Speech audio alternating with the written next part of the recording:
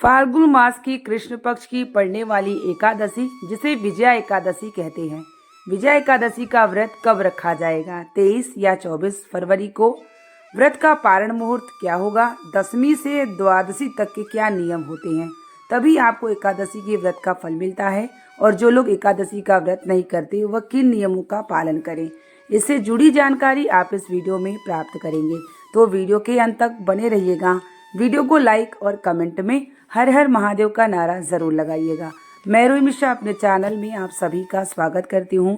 यहाँ पर लड्डू गोपाल, शालिग्राम और केले के वृक्ष की पूजा के साथ आप सभी को संपूर्ण एकादशी के व्रत नियम के बारे में जानकारी प्राप्त होगी। एकादशी तिथि की शुरुआत हम जानते हैं। विजया एकादशी तिथि शुरुआत 23 फरवरी को दोपहर 1:55 से शुरुआत हो जाएगी और वही एकादशी तिथि की समापन जो है 24 फरवरी को दोपहर 1:44 पर समापन होगी। उदया तिथि के हिसाब से विजया एकादशी का व्रत 24 फरवरी को रखा जाएगा और वही व्रत का पारण आपको स्क्रीन में दिख जाएगा। इसी समय पर आपको व्रत का पारण करना है। जो लोग एकादशी का व्रत करते हैं, व्रत के पारण शुभ मुहूर्त में करते हैं, तभी उनको एकादशी की व्रत का फल मिलता है। तो यह बात आप ध्यान में जरूर रखिए। एकादशी का व्रत अगर आप करते हैं तो दशमी, द्वादशी और बीच में पड़ने वाली एकादशी, आपने अगर दशमी से द्वादशी तक के नियम किए हैं तभी आपको बीच में पड़ने वाली एकादशी का व्रत का फल मिलता है।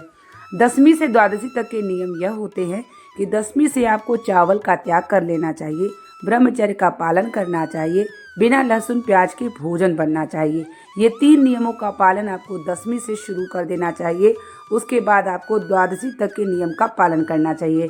यानी जब आप व्रत को तोड़ते हैं उसके बाद आप जो है व्रत का नियम तोड़ सकते हैं, तभी आपको बीच में पड़ने वाली एकादशी का व्रत का फल मिलता है। जो लोग व्रत करते हैं, जो लोग नहीं भी करते, उन्हें भी एकादशी के इन दिन यह ध्यान जरूर रखना चाहिए कि बहुत ज़्यादा साफ सफाई नहीं करना चाहिए। दूसरी बात, साबुन तेल का इस्तेमाल नहीं करना चाहिए, बालों को नहीं धुलना चाहिए, बालों को कटवाना नहीं चाहिए। इन सब चीज़ों का ध्यान एकादशी के दिन ज़रूर करना चाहिए।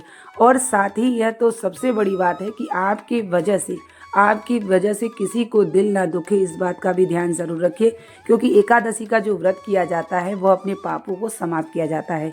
इसीलिए बहुत ज़्यादा साफ सफाई न करने के लिए इसलिए कहा जाता है कि जाने अनजाने जो छोटे छोटे सूक्ष्म जीव जो होते हैं, जो हमें दिखाई नहीं देते, उनका कहीं न कहीं हमारे सफाई के द्वारा की मृत्यु ना हो, इसकी वजह से उसका पाप हमारे पर न चढ़े। इसीलिए ज़्यादा साफ सफाई और जो है कपड़ों को, वस्त्र को धुलना कहीं मनाही की जाती है। एकादशी के दिन इन बातों का ध्यान जरूर रखना चाहिए। वस्त्र की बात करें तो पीले रंग का वस्त्र एकादशी के दिन पहनना चाहिए। केले के वृक्ष की पूजा व्रत करने वालों को, बिना व्रत करने वालों को भी जरूर करना चाहिए, क्योंकि केले के वृक्ष में भगवान विष्णु का निवास होता है। और साथ ही इस बात का भी ध्यान रखिएगा कि केला भोग नहीं खाया जाता, क्योंकि केले के वृक्ष की पूजा करते हैं और केला एकादशी के दिन नहीं खाना चाहिए। इस दिन अन्न का भोग नहीं लगाना चाहिए। इस दिन आपको मखाने की खीर का भोग, फल का भोग, मेवे का भोग आप लगा सकते हैं। इस दिन 1 चुटकी हल्दी केले के वृक्ष में और हल्दी डाल करके भगवान विष्णु, लड्डू गोपाल, शालिग्राम देवी देवताओं को स्नान कराना चाहिए। शाम के समय जो लोग व्रत करते हैं, जो लोग नहीं भी करते, एकादशी के दिन तुलसी जी के पास दूर से दीपक रख देना चाहिए। दीपक रखते समय ओम नमो भगवते वासुदेवाय के मंत्र का जाप करना चाहिए। एकादशी के दिन गृहस्थ जीवन में रह के सभी को ब्रह्म मुहूर्त में उठना चाहिए। उसके बाद गंगा जल डाल के स्नान करिए, सूर्य भगवान को जल अर्पित करिए। घर में विराजमान भगवान विष्णु, माता लक्ष्मी, सभी देवी देवताओं की पूजन संकल्प लीजिए। अगर आप व्रत करते हैं तो व्रत का संकल्प लीजिए। अगर आप नियम करते हैं तो नियम का पालन और विष्णु सहस्त्र नाम का पाठ का संकल्प जरूर लीजिए। इस दिन विष्णु सहस्त्र नाम का पाठ करने से भगवान श्री हरि विष्णु और माता लक्ष्मी सभी की कृपा प्राप्त होती है। विजया एकादशी का व्रत करने से सभी प्रकार की विजय प्राप्त होती है। इसीलिए विजय हर एकादशी का अपना अलग अलग महत्व होता है। यह फागुन मास की कृष्ण पक्ष की पड़ने वाली विजया एकादशी है। इसका भी अपना महत्व है कि हर प्रकार से आपको जीवन में विजय की प्राप्ति होती है। भगवान श्री हरि विष्णु और माता लक्ष्मी की कृपा होती है। तो इसलिए इस व्रत को करने वालों को एकादशी का पुण्य फल जरूर प्राप्त होता है। अगर आप नियम का पालन करके आप पूजन करते हैं, विष्णु सहस्त्र नाम का पाठ करते हैं, ओम नमो भगवते वासुदेवाय के मंत्र का जाप करते हैं, तो भी आपको श्री हरि विष्णु की कृपा जरूर होती है। इस दिन गौ माता की सेवा और उन्हें कुछ न कुछ जरूर खिलाएं। यथाशक्ति आप दान कर सकते हैं। जैसे कि आप जो है किसी पक्षियों को कुछ भी डाल सके, लेकिन अन्न का दान नहीं करना चाहिए, यह ध्यान रखिए, क्योंकि एकादशी के दिन अन्न का दान नहीं किया जाता है और ना ही अन्न का भोग लगाया जाता है।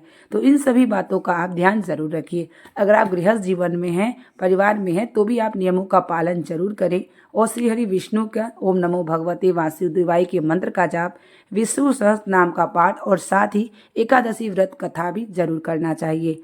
भगवान विष्णु की आरती करनी चाहिए और सायंकाल दोनों समय पूजन करना चाहिए।